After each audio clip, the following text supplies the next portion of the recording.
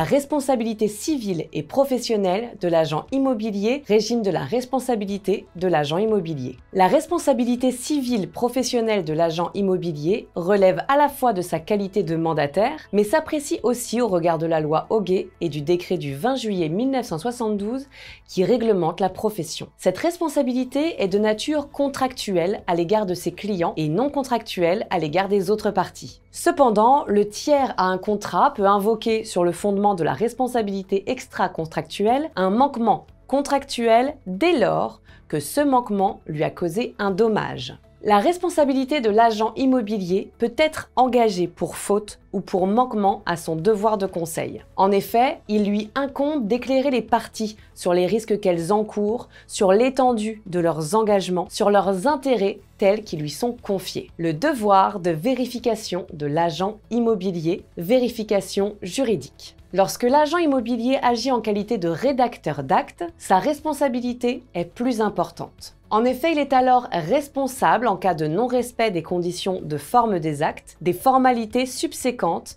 et de la sécurité des parties. L'intermédiaire professionnel qui rédige un acte après avoir été mandaté par l'une des parties est tenu de s'assurer que se trouvent réunies toutes les conditions nécessaires à l'efficacité juridique de la convention, même à l'égard de l'autre partie. Il doit ainsi attirer l'attention du locataire sur l'existence de procédures en cours ou sur l'irrégularité de la clause régissant la forme du congé d'un bail commercial. La présence d'un juriste aux côtés du locataire n'est pas de nature à affranchir l'intermédiaire de son obligation. S'il omet de réclamer au vendeur son titre de propriété avant la signature de la promesse de vente, il commet une faute qui engage sa responsabilité. L'agent immobilier doit également vérifier la capacité juridique des parties. Si au terme de la promesse, le vendeur déclare être retraité, avoir la capacité d'aliéner les biens et ne pas être en liquidation de biens, règlement judiciaire ou cessation des paiements, l'agent immobilier rédacteur est tenu de vérifier par toute investigation utile les déclarations faites par son mandant qui conditionnent la validité ou l'efficacité de l'acte qu'il dresse.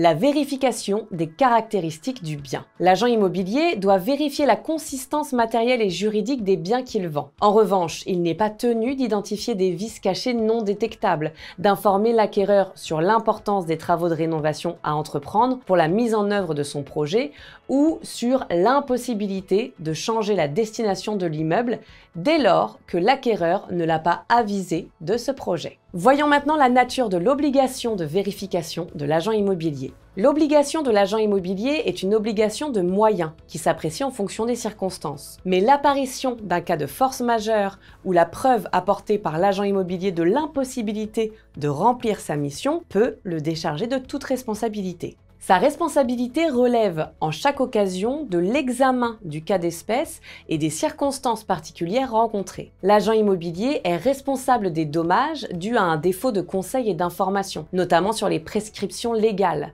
même celles promulguées pendant l'exécution de son mandat, dès lors qu'elles sont susceptibles de modifier les conditions de l'opération immobilière. N'oublie pas de t'abonner à notre chaîne pour ne manquer aucune de nos prochaines vidéos. Et surtout, pense à liker si le contenu te plaît.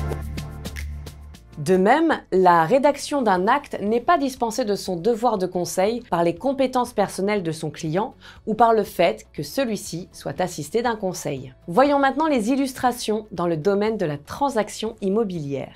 Lorsque l'agent immobilier intervient dans des opérations d'achat, de vente, de recherche, d'échange ou de location d'immeubles, sa responsabilité peut être engagée dans les cas suivants. S'il ne vérifie pas la capacité des parties, la qualité de propriétaire du vendeur et la solvabilité de l'acheteur ou du locataire, s'il n'informe pas l'acheteur des vices apparents affectant l'immeuble, mais sa responsabilité ne peut pas être engagée si le vice est caché et s'il n'est pas démontré qu'il en avait connaissance, s'il n'informe pas l'acquéreur sur la raison d'une discordance entre les actes et la configuration des lieux, s'il n'informe pas son client sur les risques financiers de l'opération envisagée et ne le conseille pas sur les moyens de les éviter, s'il effectue une opération incompatible avec les règles d'urbanisme, s'il ne vérifie pas que le vendeur-constructeur d'un immeuble a souscrit une assurance dommage-ouvrage ou s'il n'a pas mentionné son absence, s'il omet d'informer l'acquéreur de l'existence d'une servitude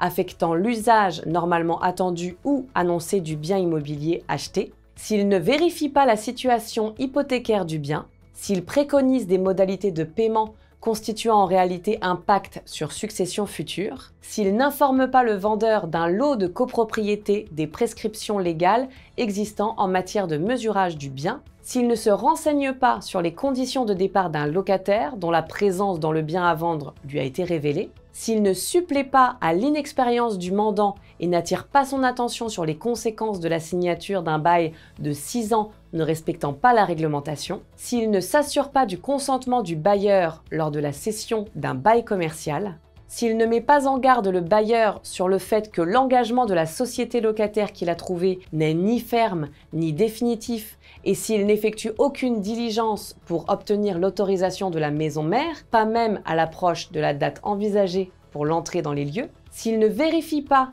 si l'immeuble qu'il est chargé de vendre ou de louer peut être affecté à l'usage auquel l'acheteur ou le locataire le destine, s'il n'avise pas un acquéreur de l'incidence fiscale des travaux qu'il envisage. Dans le domaine de la gestion locative, la responsabilité de l'agent immobilier qui intervient dans le domaine de la gestion locative peut être engagée dans les cas suivants. S'il ne vérifie pas l'approvisionnement des chèques et tarde à informer le bailleur du non-paiement des loyers, ou s'il ne poursuit pas le locataire qui ne paye pas son loyer, s'il laisse se dégrader les lieux loués, si le mauvais entretien a causé des dommages à l'immeuble voisin, ou encore s'il ne vérifie pas l'accomplissement par un locataire de ses obligations, en particulier la souscription d'une assurance couvrant les dommages pouvant résulter de l'occupation des locaux loués. S'il baisse inconsidérément et sans avertir son mandant le loyer d'un appartement dont il a la gestion, ou s'il donne congé à un locataire sans s'être assuré de détenir un mandat exprès de son mandant et des intentions de ce dernier dont il connaissait dès l'origine la volonté de vendre le bien, s'il offre au locataire de renouveler le bail avec un loyer plafonné, alors que le bailleur l'avait prévenu qu'il voulait demander le déplafonnement du loyer, s'il n'attire pas l'attention du bailleur sur l'établissement des charges récupérables auprès du locataire. Voyons les limites à la responsabilité de l'agent immobilier. L'agent immobilier n'est pas dans l'obligation de décrire avec précision le bien qu'il vend. Et surtout, il n'est pas responsable de la supercherie du vendeur quant au caractère de son bien. De même, il n'a l'obligation de vérifier ni l'étendue exacte des droits attachés au bien qu'il vend, ni la surface des locaux indiqués par le vendeur. Il n'est pas non plus responsable de l'erreur sur le copropriétaire individu de l'immeuble. Ce n'est que dans le cas où l'agent immobilier a des raisons de soupçonner l'existence d'un risque que des vérifications supplémentaires peuvent s'imposer à lui. Ainsi, un agent immobilier qui mentionne dans la promesse de vente que les acquéreurs ont pris connaissance d'un sinistre relatif à des fissures sans solliciter du vendeur plus d'informations et de justificatifs, ou qui ne procède pas à un minimum de recherche sur la consistance exacte des biens vendus, commet un manquement à ses obligations.